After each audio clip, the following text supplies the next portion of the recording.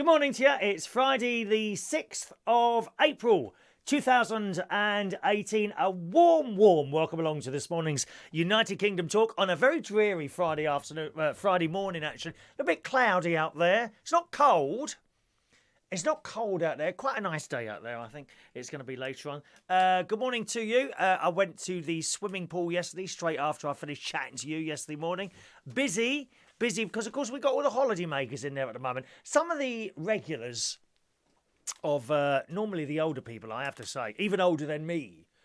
I'm 55. They're even older than me. And they do nothing but moan about the children in the pool. For God's sake, man. You've been children. Let them do their thing in the school holidays. What they do is they split the swimming pool up on, always. And in one side, you have people who are not, serious swimmers. People who just want to go and have a little bit of a splash around. Same sort of thing you probably do with your infected yellow ducks in the bath. Remember the story I told you last week or the week before? Those little rubber ducks you have in the bath, with the plastic really, aren't they? Those little plastic yellow ducks you have in the bath, full of bacteria and viruses and evilness. Yes! Even more than the mess that your dogs and cats do in the garden. Dreadful stuff. So that half is for just people who want to splash about, generally families and people like that. And the other half is for the sort of, I wouldn't say serious swimmers, but people that want to swim lengths. I'm one of those, I go up and down, up and down. Generally, if there's two people in there, we'll have a side each and go up and down like that. The moment a third one comes in, you're supposed to start going round in circles, which we do. And generally, it works quite well. Unless you get someone in there who's really slow. And they don't seem to care about anyone else, really. They really don't. And you'll always catch them up. And you would think, once they get to one end, they would let you go. Do you know what I mean? Knowing that the fact you're 4 times faster than they are. Now, this doesn't happen all the time. I must say, generally most people are understanding of other people's needs in there. Certainly I am. If there's someone faster than me and we kind of both get to the end at the same time, I'll stop.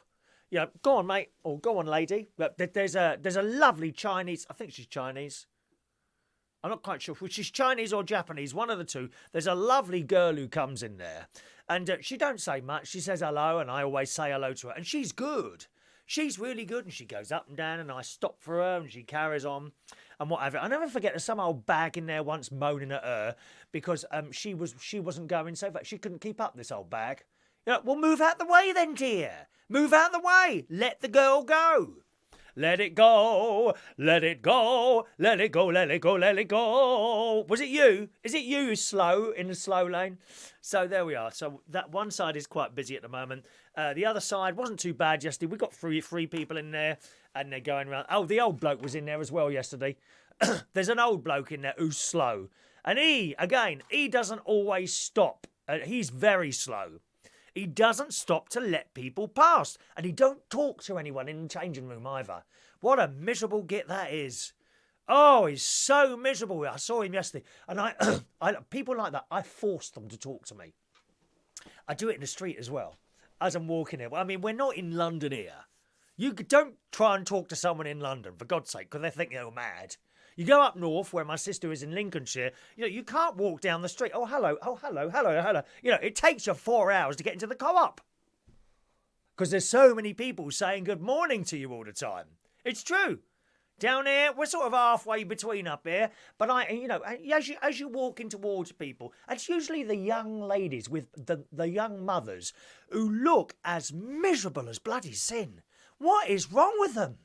Is your life that bad? And they come towards you. And you see the little children, they might be on a little bike or something like that, going along there. And I'll see the children and I'll smile to them. Usually they smile back. You might get a little wave like that and you wave. And then the mother, like that. And I get right up to them. Good morning. Oh, good morning. Like that they are usually. The really miserable ones don't say a word. They carry on walking. So whatever they're doing, Such miserable people, they really are. Now, who's with us this morning? Let's have a little look at. Shall we start on the other side today? Let's start on the YouTube. Good morning to Paul Mosley, who says it's gloomy in Birmingham today. When isn't it, Paul? Come on. There are no nice days in Birmingham. You don't have them, do you? They did away with all that when they chopped all the trees down and shoved up those old concrete places. There's a particular place in Birmingham that looks really ugly. I don't know what it's called. You'll know, Paul. It's like a big metal structure. I think it might be some sort of, not community hall, some sort of entertainment venue, possibly. What is that called? It's awful. Is that where it is, Birmingham? Great big metal structure. Horrible, horrible place. Good morning, Paul. Good morning to the lovely Joanna. Hope you had a nice birthday the other day, Joanna. Did you hear me singing for you? Happy birthday. You only get it once a year, love. No, we don't have 2 birthdays a year. Happy birthday to Joanna. Good morning to the lovely Claire, who's coming along to the karaoke. Is it you, Claire? There's only one Claire that comes to the karaoke, so I know you are. Sit nice and close to me at the front, lovey, so I can throw bits of paper at you. I do that at karaoke nights. I stand on this, if you've not seen it before, or you've not been down, karaoke I host at Central Station Bar in Wharfdale Road, King's Cross. It's tonight, starts 8:30 till midnight, and I stand on there's quite a medium-sized stage, I suppose. Not massive. It's not, it's not like watching something on the telly. Massive stage. It's about, I don't know, about 4 metres across. About 4 metres across, I suppose, and about 2.5, 3 metres wide. And I stand up there, and I bring the people on to do their singing. And often I start throwing bits of paper at people, just because I fancy doing that. And they throw bits of paper back at me. Bar staff go mad. When Lewis is not there anymore, his little Lewis, he used to go mad, moaned at me at the end of the night. Oh, do you have to throw the bits of paper and we have to clean those up afterwards? Moaning. We're just having a bit of fun. Innit? If I was someone else, I could be throwing bombs at people. Has Russia sent one over yet? Huh? They're getting very upset. I've got to say, I don't find us British, not me particularly, we're not exactly talking to them about it. Don't you think we should be entering into some sort of dialogue with them? They're getting very, very upset. It's a little bit like the prisoner, the person in prison who, all the time that they are there, insists that they didn't do the crime. And I do find myself questioning the fact that they've gone all along that we definitely didn't do this, and they're sticking to their guns. Pardon the pun. They're sticking to their guns and still swearing blind that they didn't have anything to do with it. I honestly think we should be entering into some sort of dialogue with the Russians. Of course, it's not the Russian people, the politics type thing that we know nothing about. We don't know what goes on behind those dark doors. You don't know what goes on behind my dark. Well, you do, actually, because I sit here talking to you every day, don't I? So look forward to seeing you tonight, Joanna. Good morning to Andy, who's joining us on Periscope this morning. Morning, Andy. Joanna's got buffering this morning. Everyone else is okay, Joanna. What I would do, try this first. Close down your browser and then open it again. Try that. If that doesn't work, you may have a virus scan detector thing running in the background. You'll have to stop that. Okay? If all else fails, restart your machine and try again, darling. Assuming you're watching on a computer. Or are you watching on a phone or something like that? Have you got bad internet this morning? They were doing something to the internet here yesterday. That's why I was downstairs, wasn't it? Yeah. They said they've upgraded my Virgin Media speed to 350 meg. And I've got to say, since they upgraded it, it's slower. When I do my speed test, it don't go over 300 anymore. It used to go to about 310. Now it's more like 276. So I don't know what they've done. Someone's mucking around in a hole somewhere, twisting bits of wire together. I used to do that job when I worked for BT. That's so boring, twisting bits of wire together in a hole. I didn't do that for very long. I was the one that come out. I used to come out in my little yellow van, knock them. Morning, engineers. I'd come in your ass, look at your wires. I might climb up the telegraph pole. That was all right, climbing up telegraph poles. Bit cold in the winter. Oh, yes. You'd have ice on these. So what you'd have to do is there's your pole. You put a ladder up the pole, climb up the ladder, and then from there, there's steps on the pole. Then you put a belt round, climb up the pole, you know, step to the top. And then you kind of lean back and all your weight, it wasn't that heavy then anyway. Talking of weight, I've got good news. Where's that bit of paper? Oh no, don't say I've left it downstairs. Oh no. Oh, please be up here. I can't have left that downstairs, can I? Oh, there it is. Here it is. Good news this morning. Yeah, it didn't weigh that much. So we just used to lean back and then we'd have our screwdriver out, doing things to wires at the top of the pole and maybe making a new wire from the pole to someone's house. You'd have to stop the traffic. There was a way you had to lay the wire out over the road.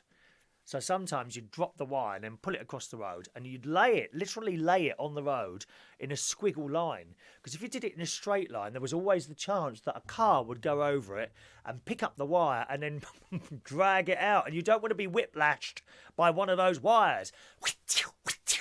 Some people pay money to be lashed. Do you know that? It's true. Good morning, Andy, who's in Selby. A little cloudy there as well. Oh, sorry about that, Andy. I'll send some sunshine over later. You know that the temperature is increasing. At last. Such a long winter. I've got things in the garden now. One of my camellias has flowered. Beautiful bright red. The hyacinths that I thought had strokes. You remember we had the snow? The hyacinths had already come up into the garden and the snow came, and when the snow disappeared, they're like that. They're like that on the floor. And I thought all the hyacinths had strokes. Well, they all seem to have recovered and are now standing fully erect. Once again, but we do like an erect hyacinth. There's nothing worse than seeing a floppy one, is there, girls? Do you know what I mean? No, we don't like a floppy. We like a fully erect one. We do. And they are fully erect and standing proudly in my garden with a multitude of colours, pink, blue and white. Oh, and the smell. Oh, the smell from a hyacinth. Don't you just love it? Beautiful. So they're out in the garden. I think I've got some other bits and pieces. The daffodils have nearly finished now. Snowdrops finished a while ago. So that's all happening in the garden. And it's going to warm up this weekend, apparently. Did I have a little weather? I have got a weather story here for you, actually. This is in this morning's Super Soaraway Sun. Not done by Nathan. Oh, who are these? By Ellie Cambridge and Paul Sims. Obviously, weather. I don't know. Nathan Rayo is our preferred weatherman here on United Kingdom Talk. He is. So I don't know who these imposters are. But anyway, if it's the Russians not going to send a bomb, watch out for the hay fever sufferers. Oh yes, a hay fever explosion. A hay fever explosion will hit Britain today due to the delayed start to spring. Excuse me. Temperatures will soar to 64. Soar. Oh, it does make me die, the way they write these weather things. It's going to soar to 64 degrees Fahrenheit. Do you want that in foreign? Okay, 64 Fahrenheit. So in centigrade, that would be 64 divided by 2, which is 64, that's 50. Times 3, that's 150. Minus 20, 140, 130. Maybe minus another 3. 120. So it's about 127 centigrade it's going to be today. 64 Fahrenheit and approximately 127 centigrade. I'm not too good at maths, but I think that's about right. It says, but after weeks of snow, wind and rain, the balmy weather means trees will burst. I love the words. Let's read this again. But after weeks of snow, wind and rain, the balmy weather will make trees and flowers burst into a flowering frenzy. A flowering frenzy. Oh, yeah. Producing a surge. A surge in pollen. They are calling it a pollen bomb, boys and girls. There is a pollen bomb about to attack you. Yes. Birch, alder, horse chestnut and hazel. Do you know, I've got a horse chestnut tree in the communal area.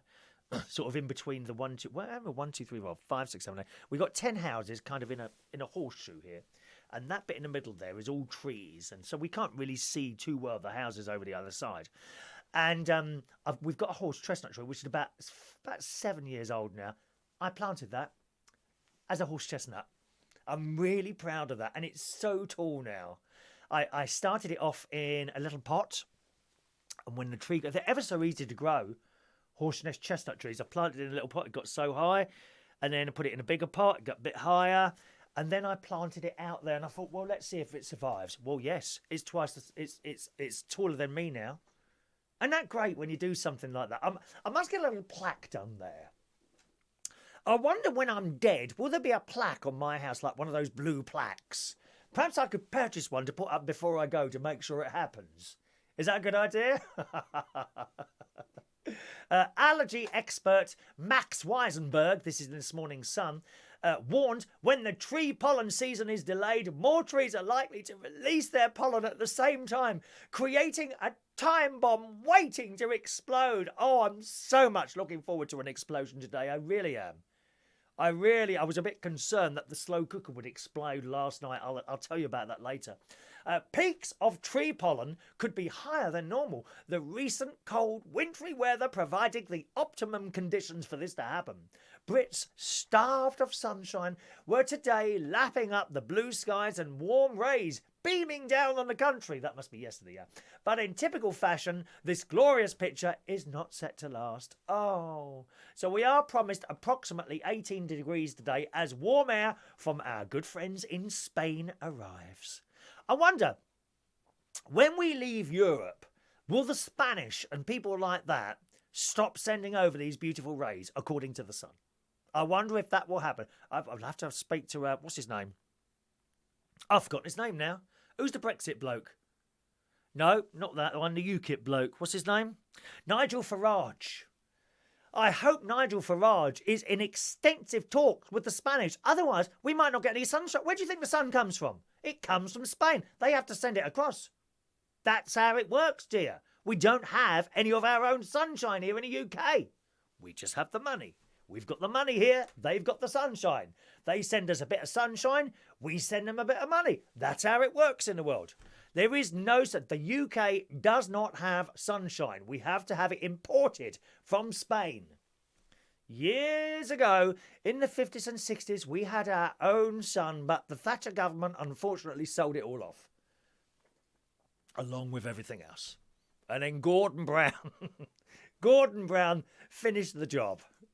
He finished that. All we were left with was the gold, and he sent that away as well. It's all gone there. It's all gone. I'm the only thing left in the UK now. That's it. If you was to come to the UK now, okay, you get off at the... I'm the only person here. Everyone else has gone. They've all gone. They've all gone to such wonderful places like Australia, and I should imagine Thailand is a nice place. Oh, no. Actually, no. My two friends of mine had a place in Thailand, and they decided to sell it and come back here. And they found that extremely difficult. It's very easy to buy a place, but once you want to take your money out, my two friends told me it's very, very difficult. They had murders trying to get their stuff back. But I imagine if you wanted to go there, Thailand would be nice, Australia, New Zealand, a little bit cold there. A little bit very similar weather to what we have here, I think. So the rest of the month, it says in the Sun, looks like a mix of showers and some sunshine. Well, they always write that, don't they? The rest of the month will be, because they don't know. You see, so if they say showers and sunshine, well, what else is there left? That's it, isn't it? What else is there left than sunshine and showers? It's not going to snow, is it? Not anymore. Maybe a little bit here and there. My mate loves snow. I hate it. Oh, I hate the snow. We haven't said hello to the people on Facebook yet, have I? I do apologise. I'm chatting away here. Paul, are you still having trouble with YouTube this morning? Oh, has it disappeared? Oh, no, it's all right. YouTube is all right. Okay. Thank you very much. Now, Paul says, I thought of you with this story, Chris. I don't see a story, Paul. Oh, hang on. There we are. Mother of two, 37, accuses the AA of sexism after getting a letter referring to all their mechanics as men. 12 years after they boasted of recruiting 53 female apprentices. Oh, Christ's sake. You know, just because we say men doesn't mean just men, does it? You know, I mean, so often, you know, I'll say, you know, I've got perhaps a plumbing job to do. I'll get a bloke in.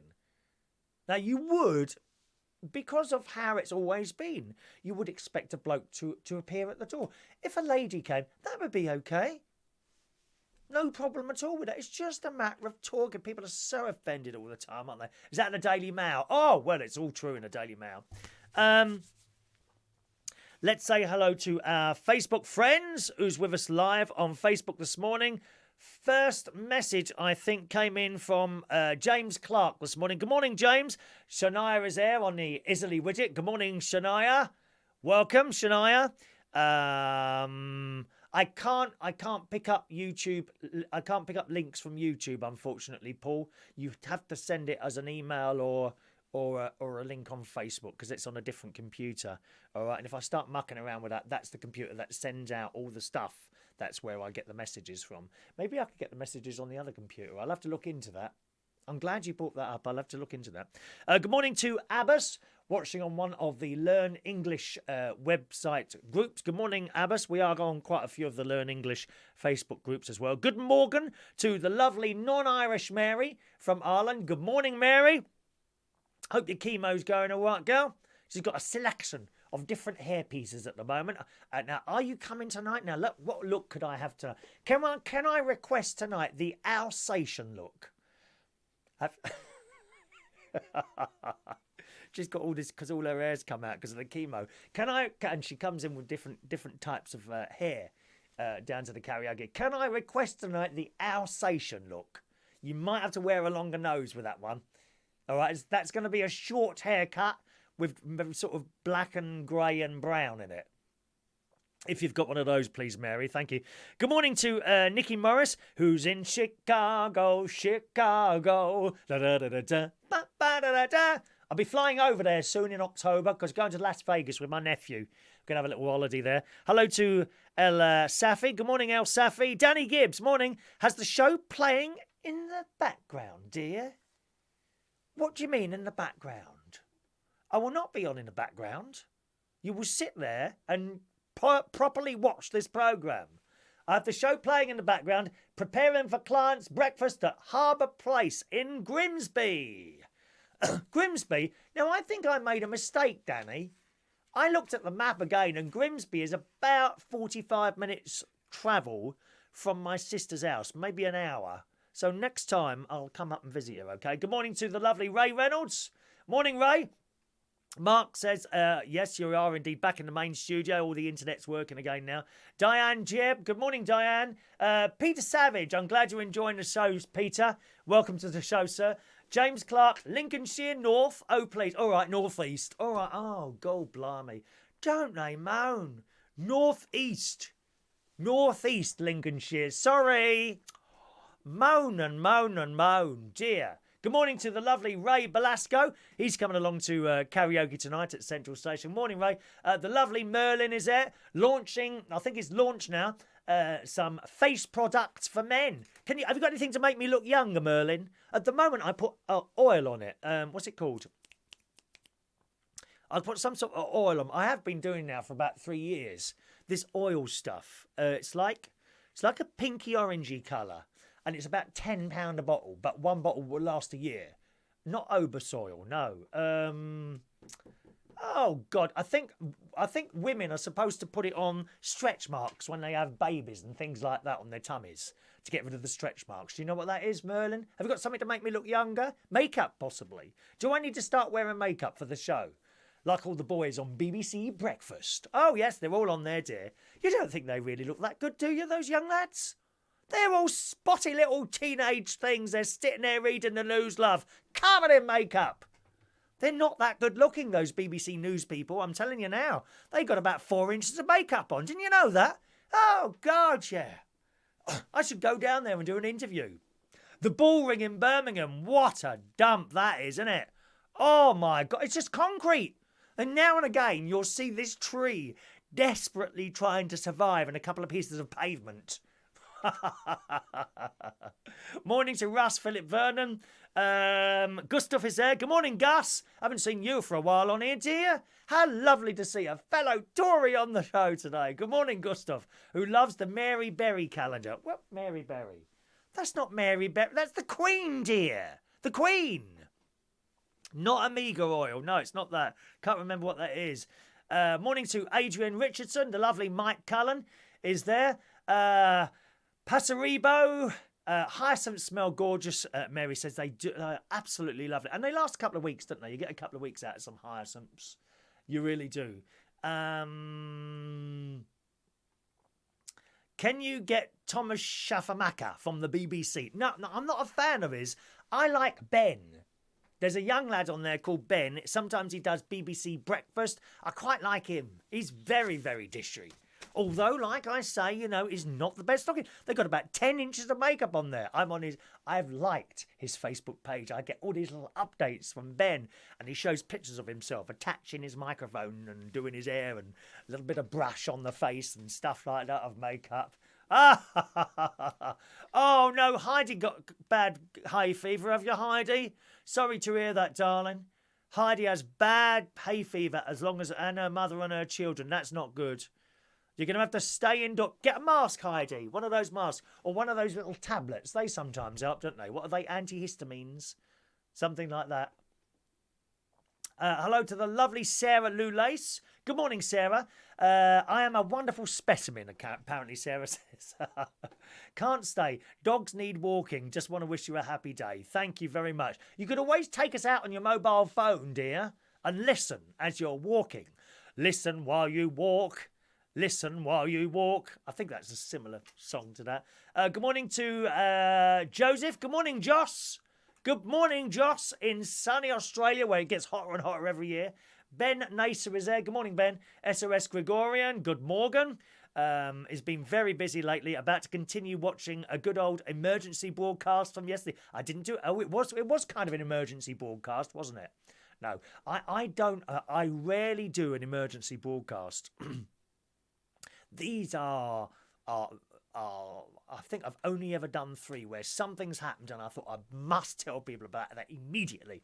Especially, I think the last emergency broadcast I've done 3. Once when there was a complaint about me at the King's Head Theatre Bar, and the complaint was that I was too gay while I'm doing my thing. The very next week, there was a complaint about me at the King's Head Theatre Bar saying I was homophobic. Yeah, you heard it right. That was the complaint. And then the third emergency broadcast was when I met my Slimming World target of 12 stone. That was back in November. So that was the last emergency broadcast back in November. So unless there's something of great importance to tell you, usually about myself, then there is no emergency broadcast. I save them for special days. Morning, Juan. Good morning, New York. Welcome along.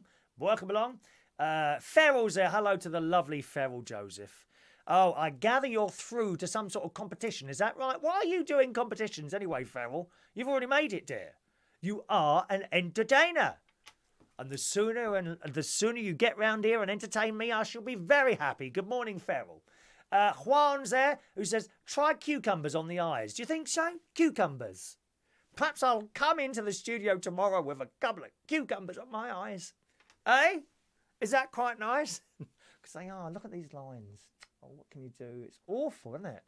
Isn't it awful? That's the trouble. As you get older, if you do put on weight and then you lose it, right? The skin don't get kind of, sucked or stretched back? Stretched back? You know, if you're young and you lose weight, that's okay. No lines. If you're older and you lose weight, lines. Terrible. Maybe I could have a skin transplant. Could I have a graft? Is there anyone young watching today and I can borrow some of your skin? You know, I might have a word with one of my nieces and nephews up north. See if they can spare a bit of their cheek or something like that to stick over my lines. Would that work? Does that work? Oh dear, look at him, Ferrell. Chris, clean, cleanse, tone, moisturise. Yeah, but you're half my age, Ferrell. Well, 2/3 of my age. Is it? What? You're not half my age, are you? I think you're a little bit older than half my age. I'm sure you are, fella. Age is but a number, lovey. It really is. Juan says, even recently used tea bags should do the trick on alleviating stresses on and around the eyeball sockets. Oh, yeah, but I use tea leaves. All the little tea leaves would go inside my little glands and in my eyeballs, wouldn't they? Huh? Yeah, Merlin's trying to sell me something from his range. Purchase an eye highlighter and apply it in a V shape under the eyes and blend. What's that? Like that? Is that like doing the Yorkshire television symbol on your face? Look. Da, da, da, da, da, da, da, da, da, da. I don't know if I like the idea of that or not. Eh? What? I can't remember what that oil is. Anyone remember what that oil is that I'm using? I've had it on there for ages anyway.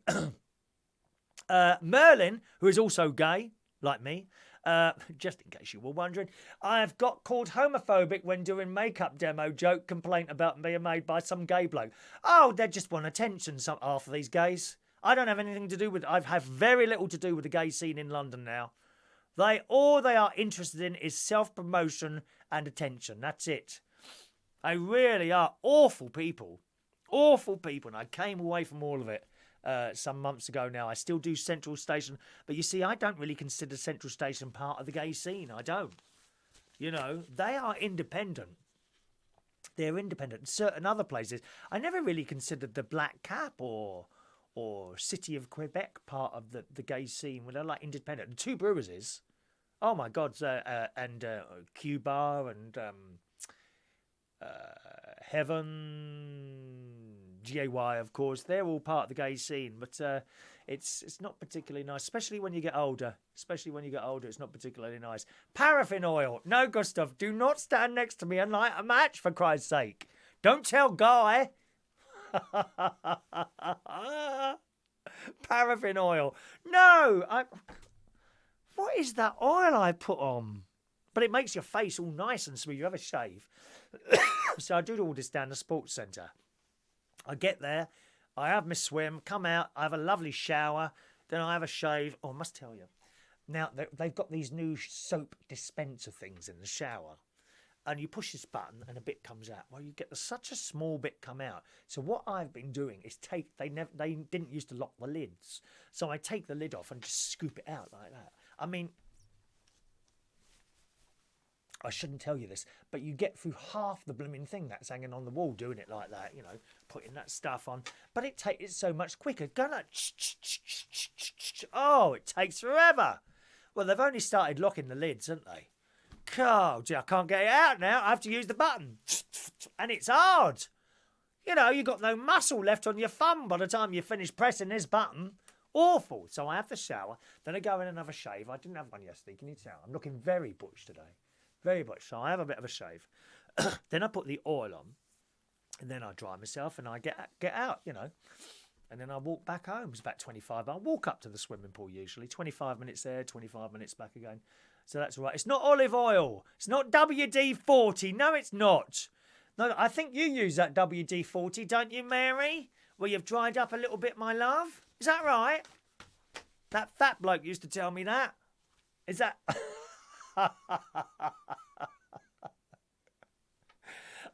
Didn't you used to have greasy hair, Mary? Is that why you've dried out? You've got no hair anymore.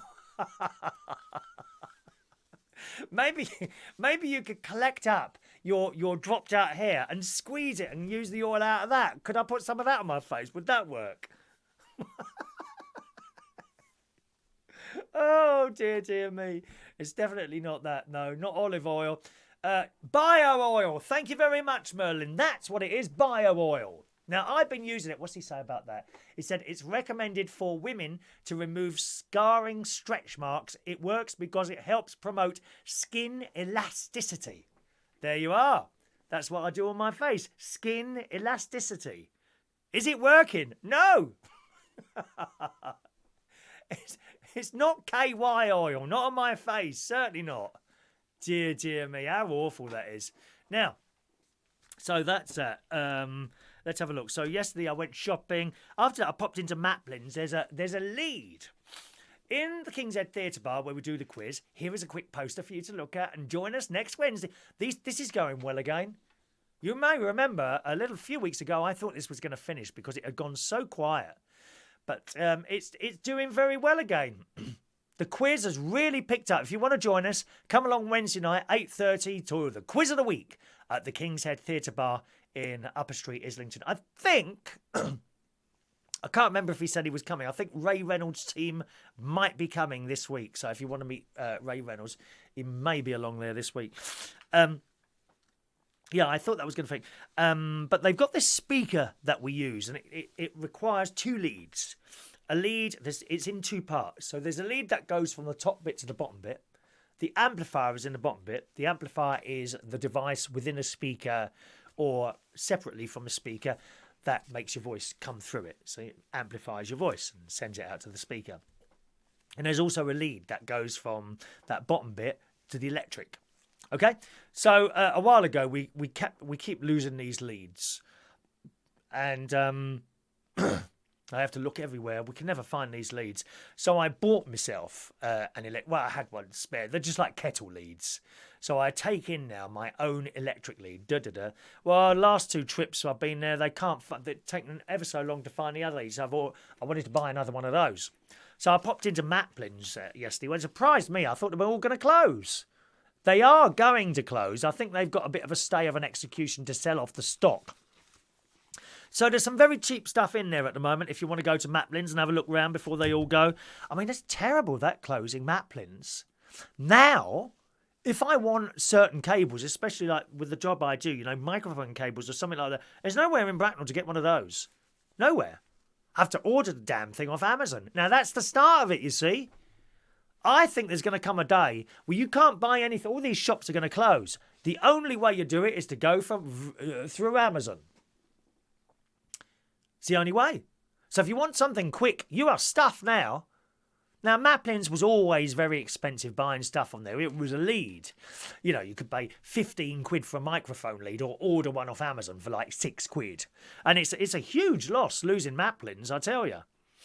Anyway, I went in there for this lead. It was a speak-on to speak-on cable, which is like a blue and black plug round thing that you push in the speaker and give a twist and it holds it in place, you see.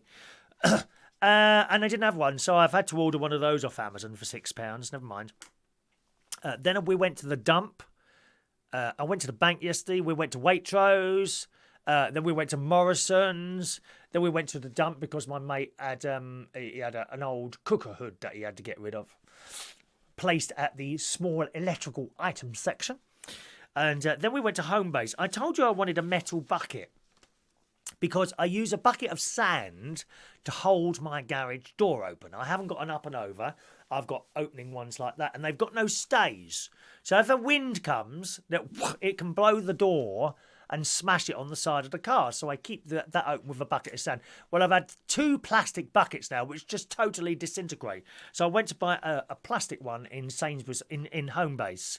And we had a look around at the plants as well while we were in there. Nearly 8 quid for a metal bucket, honestly. How much? 8 quid, dear. Why is that so dear? Have we put on things against China like the Americans have or something for steel? God's sake, £8 for a metal bucket. It does look very strong. I don't think that one's going to break or fall apart, though. So I bought that yesterday. Then I told you I was going down to Mrs. Patel to dry cleaners. She's gone. Taken over. It's so long since I've been there. Replaced by, one moment, please. Replaced by, I'll tell you her name now. Mrs. Tahid. Mrs. Tahid is there now, although she wasn't there when I went. I think it was her son there, his mum. And what a helpful young man.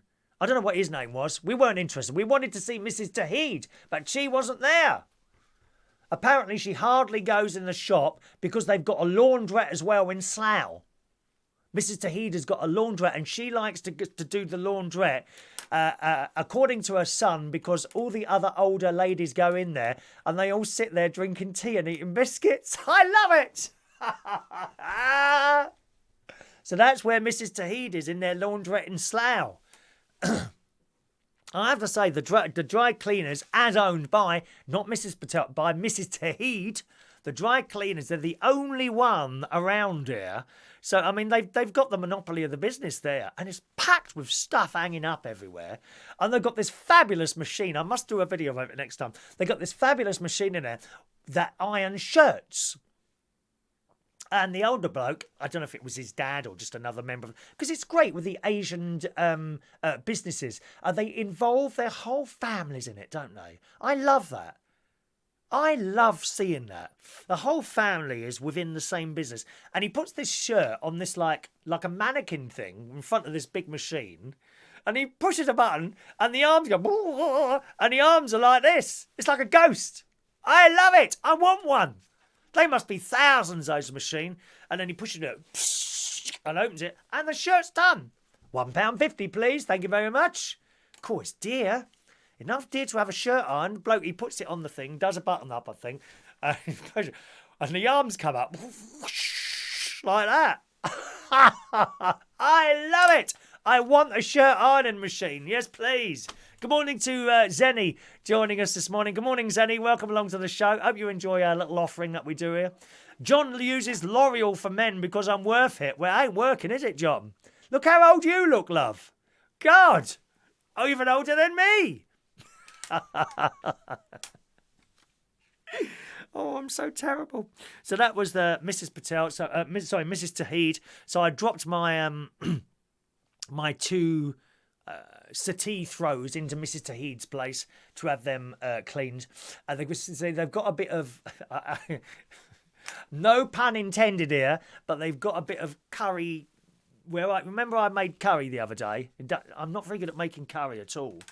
It smells awful. It's not like, you go into some of these curry houses and proper curry houses, not run by English, run by proper Asian people, and the beautiful smells, but not from mine. I don't know what I'm doing wrong with that, so I've stopped making it anymore. But the last time I did it, I had it on my lap, and I noticed I wanted to plug in my electrical charging lead into the mobile phone. And I noticed it had fallen down the side. Anyway, I leant slightly down, and I actually felt the bowl of curry and rice move forward. Right, and I thought, oh, be careful now. No, I'll be careful. It'll be all right. I'll carry on leaning, and it ended up on the floor. The whole thing, and it was a big thing. One of those home portions. You know what I mean by a home portion of food. Yes, exactly. And it went all down the throat, so that's one of the reasons I've had to have it cleaned. And Mrs. Tahid's son, he said to me, do you know what that stain is? I said, I think it's a curry sauce of some sort. Okay. He said, well, what we can wash it or dry clean it. What do you want? I said, what do you think's better? He said, well, if you have it dry cleaned, it dries quicker. I'm right, okay. I said, will that get the stain out? He said, I'll tell you what we'll do. We'll dry clean it first, see what happens. If that doesn't sort it, we'll put it through the wash. He said, usually £30 each, but as you're giving us two, I'll do it for 25. So that's all right. So it's 50 quid to have them both washed. Isn't it dear? 50 quid to have a couple of bits of washing done. God. I mean, I'll have to work out in my head whether it would be quicker to get a very large washing machine. Yeah, or one of those things that blow up the shirts. I want one of those so much. So that was that. I didn't get the car cleaned yesterday. I was going to get the car cleaned. But I've just had a little bit of work done on the side of it. I don't think I mentioned this, but I scratched the wheel arch on one side where it goes, because I've got a very, very tight getting in and out of the garage, unfortunately. And I scratched the side of it a bit. So my nephew, he fixes cars. That's what he does. That's his job. He's got a little unit up in Lincolnshire, which is northeast, incidentally. Northeast, boys and girls. And he fixed it. And I'm a bit, I know it was painted like 4 days ago, but I'm thinking, perhaps I shouldn't wash it yet in case I wash the new paint off. That's how I think. How sad is that? That is actually how I think. So I did that yesterday, and came back here, had a little bit of a sleep, got up last night. I'd done all my account. I'm way ahead. I'm self-employed, so I have to do my own accounts. So I got them all together, and they're all ready to send off to the accountant today. And that's really quick, because my tax year finishes the 31st of March And it's only 6 days later, and I'm ready to send all my stuff off. And I have to send him all my receipts, all my bank statements, all my credit card statements, all my income that's come in from both my entertainment work, and of course I'm a landlord as well. When my mum and dad died, I put my half of the money into the properties, and that's done quite well. It is doing quite well. So I have to send all that off to the accountant, who waves a magic wand over it all and sorts it out. Then he rings me and tells me what's missing. Then I have to look for that, and he puts it all together. And I said, there you go. That's what you're going to have to pay this year. And then I faint. Usually at that point, I disappear for a few days because I'm such shock of the large amount of tax I've got to pay, dear. And I'm not even putting the holes in the road. Not even filling in the holes in the road. It's really bad in Lincolnshire, I tell you that now. My God, the potholes there. The thing is with these potholes in the road, they seem to be holes that were already there and have already been fixed once. So they can't be doing them properly. I don't remember when I was a child, so many holes in these blooming roads all over the place. They would fix them and that's it. They would remain fixed. Now they fix them, and then 2 weeks later, the hole's back there again. They can't be doing them properly. They can't be. John says, M&S have really good kits for making curries and rice dishes. Now the thing there, John, I understand what you're saying. Excellent comment. But I'm trying to do curry Slimming World style. Okay? So there won't be any oils in it. No oil whatsoever. No butter. Nothing like that. You've got to be careful on the Slimming World. There are certain things that you don't add to stuff. Oil is a big no-no. So there we are. Adrian is suing the council for pothole damage to his car to get Spencer to fix that Rolls Royce, please. Adrian, don't take any notice, everyone, of Adrian and his Rolls Royce. He's got a car. I've got a Ford car. 10 years old. A Ford car. That's all he could afford. £400 he paid for that car. Wonders why it keeps breaking down. Oh, why is my car breaking down? Because you only paid 400 quid for it, mate. That's it. I know it's dear to buy a brand new car. Most people buy it on PEP or whatever it's called, like PCP maybe, something like that. But you know, there's less chance of it breaking down. What you have to do is have a car maintained. Maintained. So I did my accounts last night, and then I put my dinner on for today, which is in about 2 or 3 hours' time. I shall have my dinner. Now, I've got the slow cooker. You know I love doing stuff in the slow cooker. Little bit of preparation, chop up the carrots, bits and pieces, pour it all in, switch it on, leave it. But I've been having a problem recently, ever since I got it, and that is the smell comes in the house. Now, I mentioned the curry. That is the worst one. I don't know why. It must be something I'm doing wrong, because curry I've gone out and eaten doesn't smell like the curry I'm making. It's just horrendous smell. It's edible, okay? The smell doesn't really seem to affect the eating qualities of it or the edible qualities of it. It's just the smell. And I switch it on in the kitchen, and I open the window in the kitchen, leave it open all night, but I've got metal things that are closed, like a crisscross door, so that's okay. It's not dangerous. You know, no one's going to, climb in the window and do terrible things to me while I'm asleep. Unfortunately. And I close the kitchen door, and I close the living room door, and you think it's and then, I go to sleep. If I wake up at night, perhaps have a little wee halfway through the night, then you wake up and, I can smell it. And you don't want the smell of cooking when you're in bed. Now, that's very different to perhaps smelling a fry-up first thing in the morning coming up from the kitchen. That's a different thing altogether. You don't want to wake up 3, 4, 5 o'clock in the morning and smell curry coming through the house. Oh, it's awful. I have had a similar problem when I'm doing my chili stuff. Okay, very similar.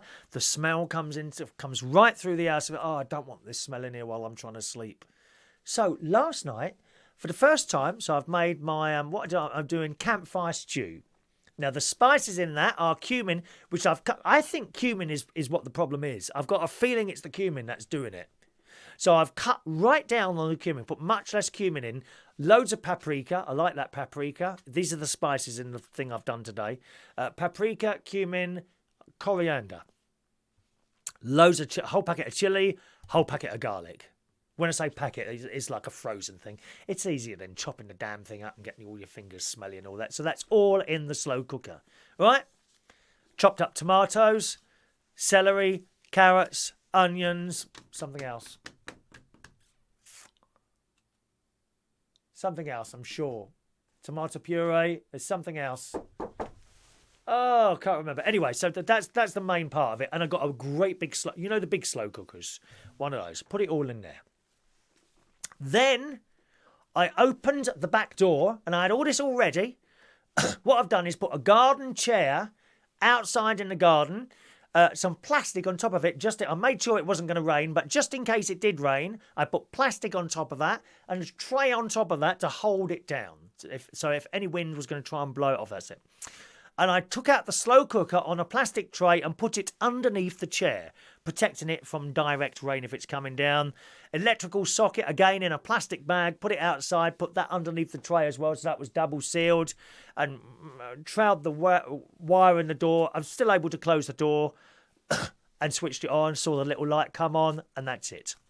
Closed the door, went to bed. Got up this morning, round about 8 o'clock I got up.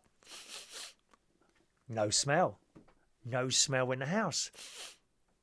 And there, it was so exciting. Oh, mushrooms. That was the other thing. Mushrooms. Got up, went downstairs, looked out the door, and there it is underneath the chair, bubbling away. No smell in the house. So I think that's the answer. I do think that's the answer. So I thought perhaps I can find something a little bit more permanent, than putting a chair over it or something like that. And I started looking at all these plastic like outdoor cupboards. They are. Christ, how much are they? Over £100 for a bit of plastic? Are you for real? So there must be something else I can use. Perhaps like a little cupboard that I can put against the wall behind the kitchen, you see. And then I can do all my cooking. I might put a more permanent plug. I could put a permanent outdoor plug there. You get outdoor sockets, can't you? I could put one of those outside there within the plastic thing itself. Actually, I wouldn't need to put... No, because it wouldn't be permanent, would it? I could just put a wire out there into that. And in future, all my slow cooking things could be done in this plastic thing.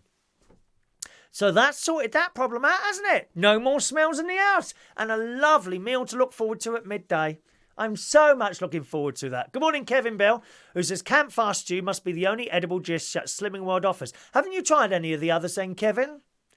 They got a vegetarian rice risotto, which is very nice. Or you don't have to be vegetarian, put what you like in it. There's chicken. There's all sorts of chicken dishes. Have I got any books here? There's one. Here we go, look. 120 recipes in there. Have you never tried any of these? Look, wonderful things. Sin-free chips, they are delicious. Mushroom stroganoff. Look at this, loads of it. There's loads of stuff. Noodles with shredded ginger vegetables. Pasta with special pesto. Pasta timbaos. What the hell are they? Pasta timbaos. I don't know what they are. There's loads of stuff in here. Roast lamb, garlic chicken, chicken tikka. Tikka. Oh, tequila. I hope Mary will be coming down. If Mary's coming down tonight, I hope she is to sing to her performance of Tequila.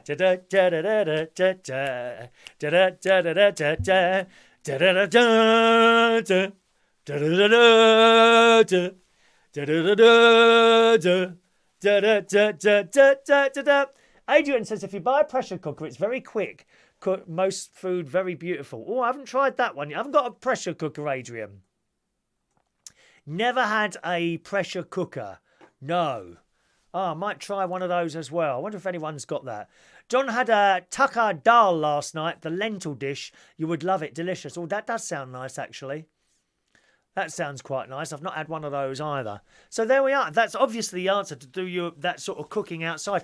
I suppose when you think about it, these curry dishes, but they're not. I mean, we've got a lovely bloke who works with me in Central Station, one of the bar boys. His name's Barrett. and his family are from India. Some of his family, is it his mum and dad, or maybe back another generation, grandpa? And I was saying to him, are our curries like these? He said, no, nothing like it. I said, what were your curries like? If you have a curry in India, what's it like? He said, you are sitting, sweating like anything. That sounds my sort of curry. And of course, in India, certainly in the poorer places, they would do all the cooking outside, wouldn't they? So I suppose we wouldn't get those smells, not houses like these, are they? Do you know what I mean? They do a lot of the cooking outside on fires and things like that. So that kind of makes sense. You'd never get all the smell coming into the house or anything. Right. So I'd done that. Is that all? That's all, I think. That's all I did. So I was very, very busy yesterday. I've got my music and chat show sorted now. Now, the music and chat show that I do on a Monday morning will continue to be on a Monday morning at 10 o'clock. Big difference is it will now be live every Monday morning, and I have to change stations to do that. Unfortunately, Upload Radio didn't do live. You couldn't do live shows on there. You can now. Reachonair.com. Reachonair.com is where you'll be able to find my music and chat show now on Monday mornings at 10 o'clock. I hope, this is how I want to do Mondays, so there'll be a chat show, 9 o'clock, finishing at about 9:45, and then the music and chat show from 10 o'clock onwards to 11 o'clock. So that's every Monday morning from 9 o'clock, first on here, and then on the radio thing as well. All right? In the news today, it's great shame, really. In the Daily Mirror this morning, Danniella Westbrook. Now, she was in EastEnders, and there's some pictures of her. She just looks terrible. Now, Danniella Westbrook was addicted to drugs. I think it was the cocaine stuff, the white powdery stuff. And I've never, ever done myself. I've never tried it or been interested in it. It just, the thought of something going up my nose. Anyway, she used to sniff this stuff like there was no tomorrow. And in the Daily Mirror this morning, it says, Dannielle, if you ever want a reason not to take drugs, then just look at this picture. Oh, Danniella Westbrook has revealed that her bones are rotting away in her face after years of drug abuse and botched surgery. So I don't know if it is just the drug that does that. I mean, in fact, if when you do all that business, does that rot your face away as well, or is it? I don't know. The former EastEnders star's left cheekbone is wasting away, and she's been left with screws instead of teeth that cut her tongue as she speaks. I mean, it's just horrendous. If you saw her face, you'd never touch this stuff. Her Frankenstein botched surgery means that some days the 44-year-old wakes up and the left side of her face is completely sunken. Other days, her cheek swells up in agony as her bones are decaying and weakened. She says, obviously, I'm going to age a lot faster anyway because of the drugs, but I didn't need this as well. And her face is literally falling. It's awful. She looks awful. She was a pretty girl. Drugs have done this to her. That and the surgery. People that have stuff done to their faces all the time. Carl. The former cocaine addict is currently recovering from the drug that made her spectrum. That's the thing between your nostrils. You know that bit in the middle? That's your spectrum. Septum. Fall out in 2000. It literally fell out. You just imagine that walking down the road and a bit and your nose drops off. Oh, awful. She claims it's the botched surgery she had while on a TV show in November 2015 that left her with osteoporosis. The condition is slowly weakening the bones in her face and causing her left shoulder to disintegrate. She has no left cheekbone, no gums on the top of her mouth. She wears a whole denture, but it's just sitting on the roof of her mouth. And it's just awful. It hasn't finished yet. Look at this. They need to take a piece of bone out of my skull and put a plate into my face, but they've got nothing to stick the plate onto at the moment because the bones are not strong enough. I mean, it's just awful. So have a look in the Daily Mirror at that one. Perhaps if you type in... She's in the celebrity news section. So if you type in Daily Mirror, Danniella Westbrook, I'm sure you'll come out with that story. And just have a look at the picture. It's just awful.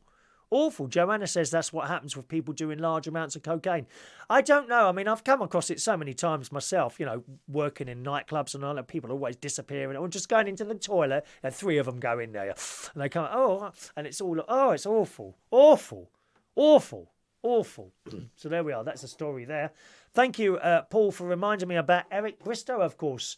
You couldn't really get much more of a famous darts player than Eric Bristow, who died last night, wasn't it? Only 60. Only 60 years old, Eric Bristow. That is young. In the Daily Mail, the 5 times darts world champion, Eric Bristow has died from a heart attack at the age of 60. Bristow was world champion 5 times between 1980 and 1986 and also won 5 World Masters titles during an outstanding career. This is in the Daily Mail this morning. Just hours ago, the darts legend known as the Crafty Cockney was tweeting predictions for tonight's matchups in the Unibet Premier League, and he died from a heart attack. As I say, 60 years old. That's not old, but I don't know if he continued to drink over the years. I always remember seeing him on the television. I'm sorry, I'm just looking. There it is. I always remember seeing him on the television with a pint in his hand, and certainly in the 1970s when you could smoke in places, he'd have a cigarette on there as well, I think. I don't know if he continued that lifestyle or not, but if he did, it doesn't help, does it? Doesn't really help. But a real legend, and he always came across as a nice person. I don't remember ever seeing, maybe there was, I don't know, but I certainly don't remember ever seeing him a story about him in a derogatory way. Something like he beat someone up or was seen doing drugs somewhere or drunk in the street or something like that. I don't really remember ever seeing anything like that from Eric Bristow. Always came across as a really nice bloke, didn't he? So, but 60 years old, and you do start thinking to yourself, well, I'm 55, my sister's 52. I know people who are 70. Do you know what I'm saying? Oh dear. Simon Keane writes on the subject of Eric Bristow as well. I'm gutted. Eric Bristow, wow. Everyone's dying. He's quite right. Yeah, all these people that were big stars. And Eric Bristow was a big star to me. He was. He was the bloke you always, if there was a darts match on the telly, he'd be there. Eric Bristow.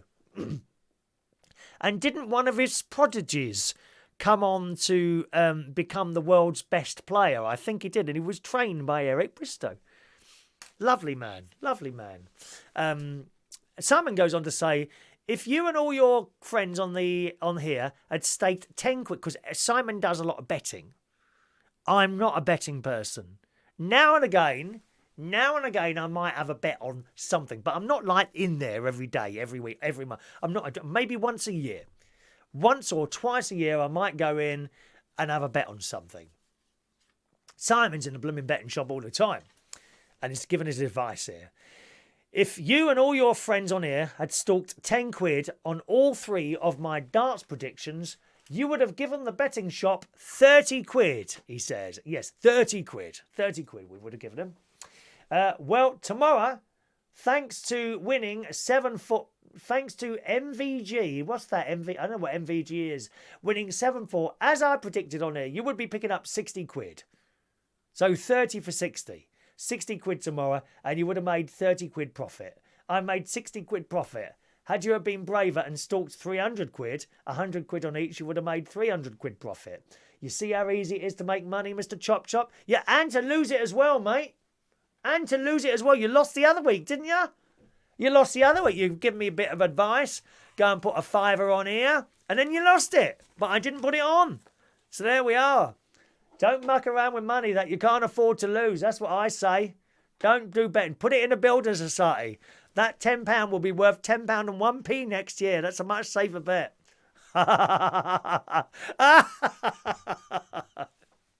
Just a suggestion for you there, Simon. Stop betting your money away. You'll lose it all. Just the same as putting it in a blooming machine all the time. I was talking to my nephew about that up in Lincolnshire last week because, of course, I'm taking him to Las Vegas towards the end of the year. And I said, do you like betting? He said, not really, no. So I said, well, you'll be able to see all the gambling places because there's hundreds and hundreds of gambling places in Las Vegas, and you can just go and sort of walk through and have a little watch. Last time I was there was about 5 years ago with my mate Ronnie, and I put $10 in a fruit machine, and I got back, I think, 13, and I walked away. That was it. In a whole week, all I put in this fruit machine was $10. And I won 13. I'm quids up. But you see, some people, you go to Vegas in one of those, and all the hotels have these massive gambling places, all these machines, and you see these little old dears, and they're perched up the top, about 80 years old. I kid you not. And I think you can smoke in there as well. They got a fag on. Permanently, there's a cigarette on in an ashtray next to them, and they're sitting on like a tall string with their legs swinging because they're only little, shoving the money in this machine, and they don't move. One of the reasons they don't move is that bar staff walk around. Can I get you a drink, please, madam? Oh, yeah, could you just bring us a gin and tonic, please? Yeah, okay. And they're still putting the money in. They don't move for hours. They must lose thousands. No. Joanna says Simon could give me his money. There you go, Simon. Have you got some money for Joanna? She needs a bit of cash at the moment, my love. Can you make that quick? Because her lights are about to go out. The electric lights are about to go out in Joanna's house. Have you got a bit of cash for her, please? Oh, gosh. There we are. Going to wrap it up there. I saw a message there. Mary. Yes, indeed. Okay, Mary. Just give me a little while, because when I finish, just a little insight into what I do here.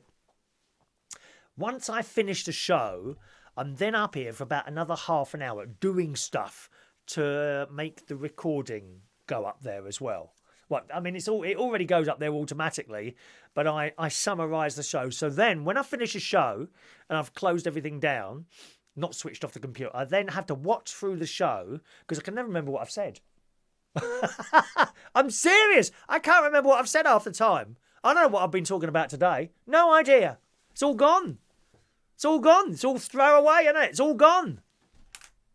You know, something might happen later. You know, like, for example, I might open my garage door. Oh, there's the silver bucket I was talking about earlier. The metal bucket.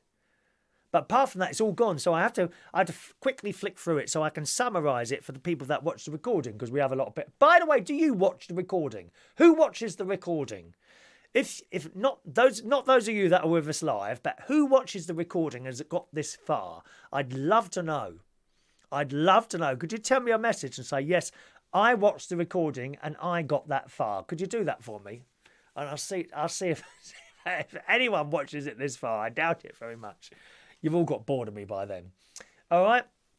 So that's what I do afterwards. I'm still up here for about half hour doing stuff. So sometimes people ring immediately I finish a show. Not available, I'm afraid. No, it takes me about half an hour to sort everything else out. What with that, and of course, I've got to have my pills at 10 o'clock as well. Paul watches it if he misses it. So there we are.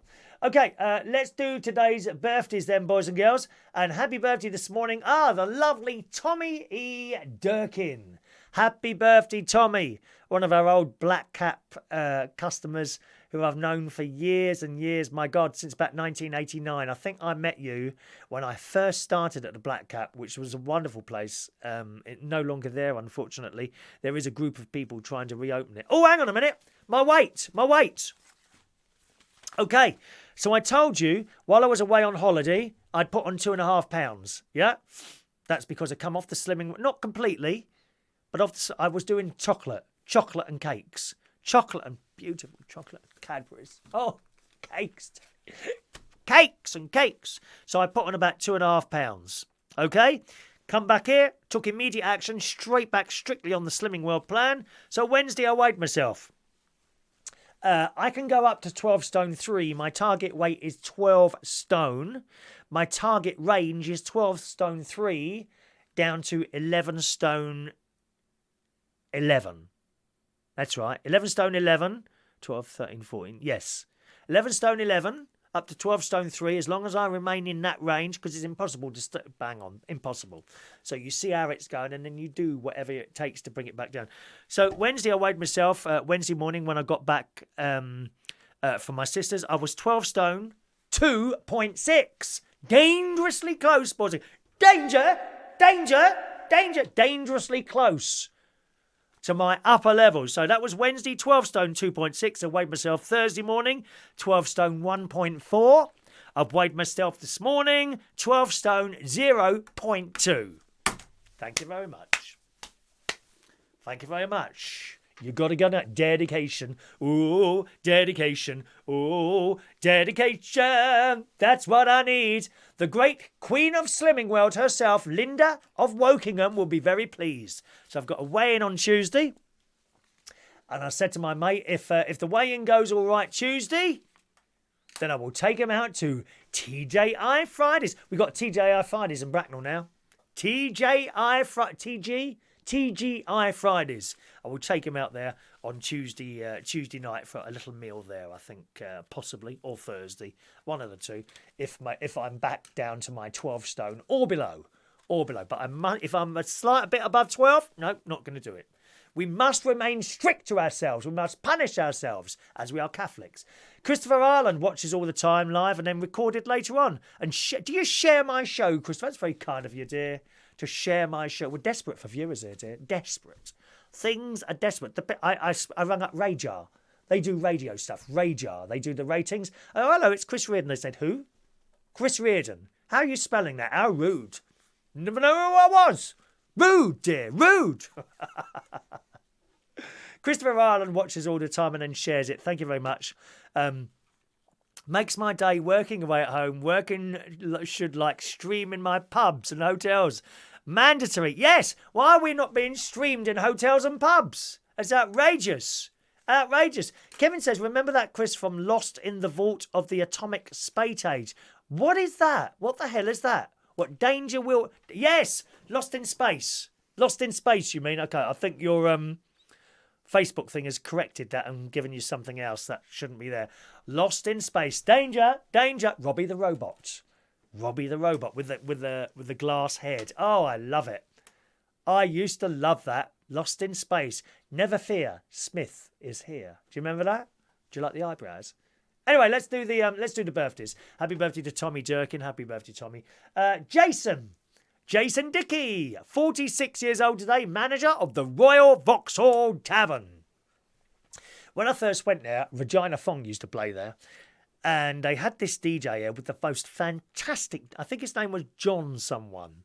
He had the most fantastic, deep DJ voice. The best DJ voice in a club that I've ever heard, Jason. I don't know if you never knew him, but you're 46 today, so what are you, 9 years younger than me. Happy birthday, Jason. Long time since I saw you. Hope you're well. All right. Happy birthday today to Martin Pugh. There's a face I recognise. Good morning, Martin. Happy birthday to you. Eira Ralston. Happy birthday, Eira. And, Kevin Spector. Kevin Spector was, he run the radio station I worked at. I was on an AM radio station in London called Liberty Radio. 1999 to 2000 I was on there. And I did the overnight show. And it was a bit of an accident how I got there. Basically, they had a little jingle machine. A jingle is a little bit of music or perhaps a voice type thing that says, you're listening to, this is Liberty Radio, 963 and 972 AM, all over London. And it'd be a bit of music, maybe a sung dingle. 963 and 9... I might have a jingle here. Would you like to hear one? One moment, please. Let's illegally play you one of these jingles. 1 minute. If I can find one, that is... have I got them here? Oh, here we go. Should we do the live? Let's do the live news one if I've got it here. Hang on a minute. Oh, maybe not. Oh, yeah, here it is. Here it is. Here it is. Here it is.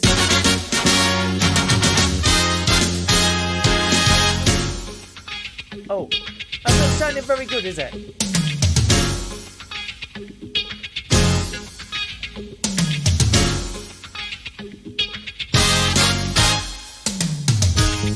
Yeah. Oh, I used to love the Liberty jingles. They were proper, not like now, you know, some bloke talking in a deep voice and no music behind it. Proper jingles, love.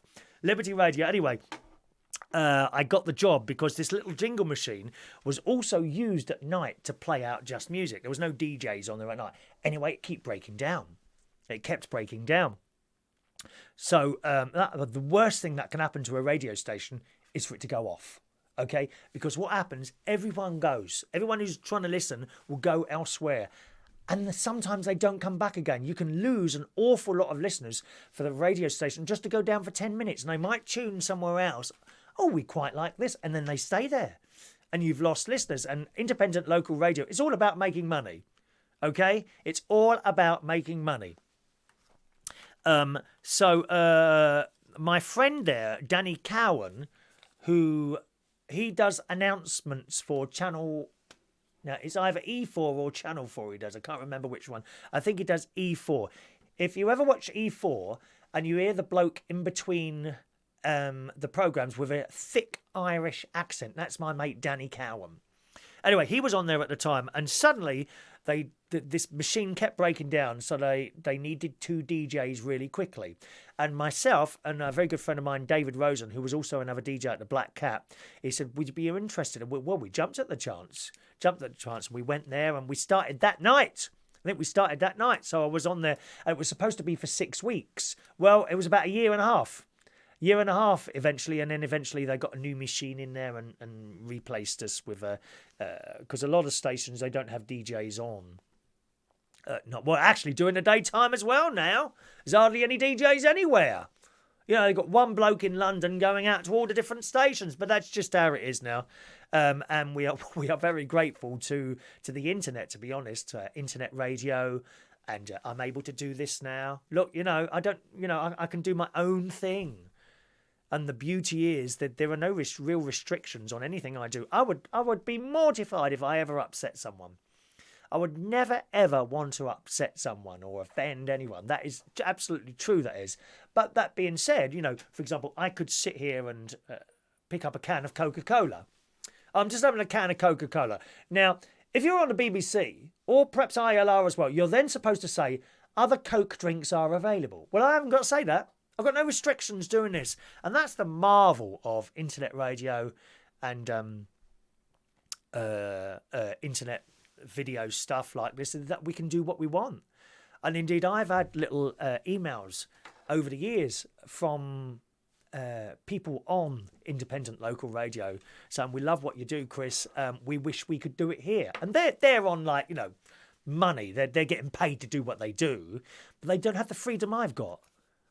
So you've got to weigh it up. Fortunately, I have other jobs that give me the money, so I'm able to do this. I could probably go on. The jobs are very few and far between on independent local radio now, as Kevin would tell you. They really are very difficult to get into radio now. But if you were on there, you would have to fit into a format and do what you're told to. Not like the 60s on the pirate ships. A bloke come along and said, oh, hello, I quite like you as a DJ. Come and do a show. And then there you go. Okay, there's the equipment. Get on with it. Not like that now. No. Right, okay, well, you will talk for 10 seconds here, and you will play this song, and you will say this at the beginning and at the end of every sentence. That's what it's like now. Might as well be stacking shelves in Sainsbury's. It's so boring. Liberty Radio wasn't really like that. At night time, we kind of, as long as we played the records that were on the list, we just did what we wanted, really. It was a great job. I really enjoyed being on overnight on Liberty Radio, and Kevin was the boss there. And it's his birthday today, and he popped up on my Facebook. For some reason, I saw him on the Facebook about 4 weeks ago now, so I added him quickly and says, hello, do you remember me? And yes, he was a nice bloke, really is, and it's his birthday today. So happy birthday to Kevin Spector as well today, ex-Liberty Radio, and he does other radios, run radio stations and all sorts of radio stuff. Happy birthday, Kevin, and everyone else this morning. Here we go.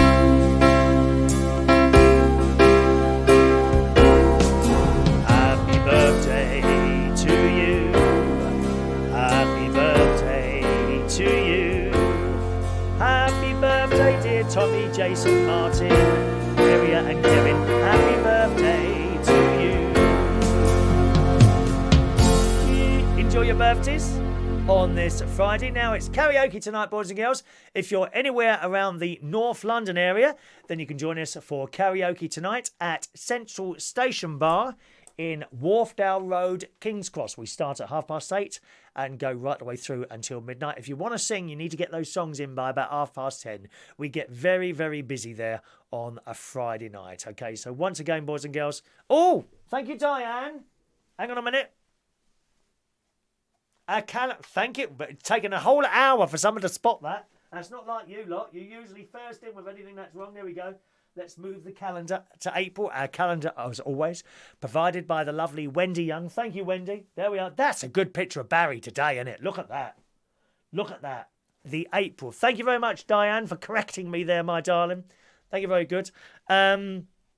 Yes, so it's karaoke tonight. Get your songs in by 10:30 because it does get very busy and we have to close the list, all right, at a certain point. So karaoke tonight, Central Station Bar, Wharfdale Road, King's Cross, 8:30 till midnight every Friday night. Thanks ever so much for watching and listening to the show now. I shall now go out into my garden and give my campfire stew a good stir, and then I'm off to the swimming pool. And I'll see you again very soon.